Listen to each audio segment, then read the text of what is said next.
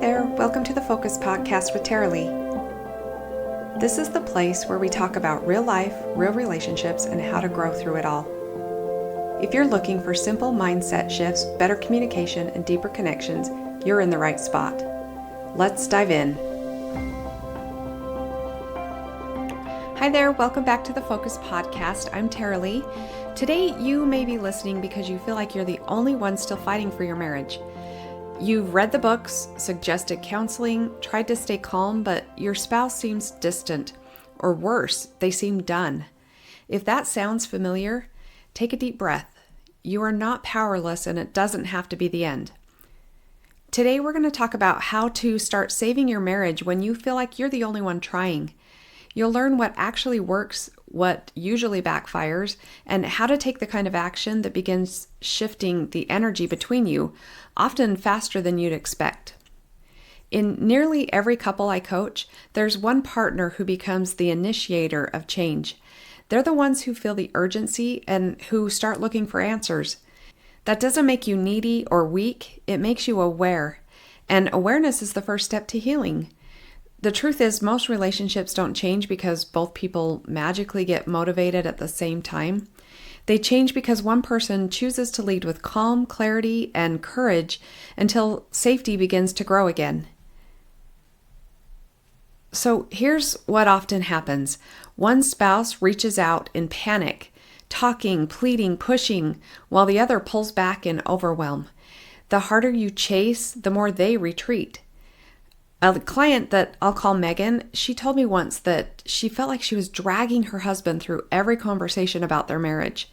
When she stopped trying to convince him and focused instead on creating calm interactions, something shifted. Her energy changed from desperation to steadiness, and within weeks, he started engaging again. People don't respond to pressure, they respond to safety. That's the shift that you're aiming for. So let's focus on what you can control. You can't make someone communicate, and you can't force them to open up. But you can control your side of the pattern. This is where my focus framework comes in.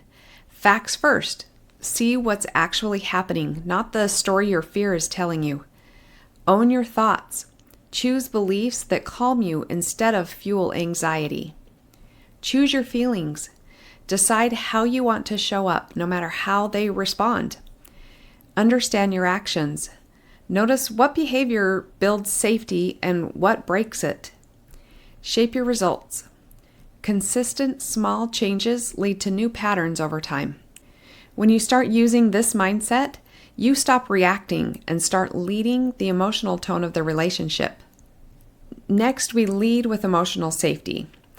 Think of emotional safety as oxygen. Without it, no real connection can survive. That means replacing criticism with curiosity, silence with simple acknowledgement, and defensiveness with empathy. If your spouse seems to shut down, try something small. Instead of saying, "We need to talk about our marriage," say, "I know this is hard and I want to understand how you're feeling lately." Small invitations like that tell your partner it's safe to come closer. Next, hold space for hope and reality. Hope isn't pretending everything's fine. It's believing change is possible while staying honest about where you are. When you stop reacting in fear and start responding with grounded confidence, you create space for your spouse to re-engage. And even if they don't jump in immediately, you'll still grow stronger and calmer and clearer, which changes the dynamic in powerful ways. So if this episode is speaking directly to you, and if you're tired of walking on eggshells or feeling like you're the one doing all the work, I've created something specifically for you. It's called the Save Your Marriage Mini Course.